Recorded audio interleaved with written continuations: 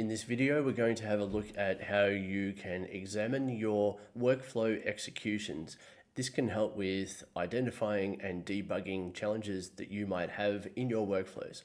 So here we have a really basic workflow. It's got a manual trigger and an if statement.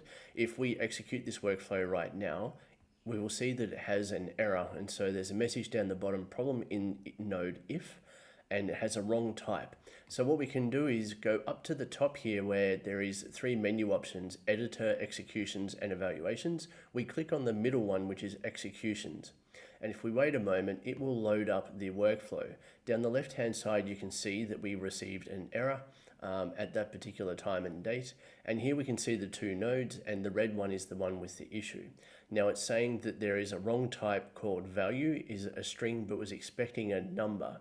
What we can do is open up this node by double clicking on it, and it brings up the error and the message, and we can see the parameter that's incorrect. We can't edit this now in our execution view. We need to change out of executions and go back to editor mode.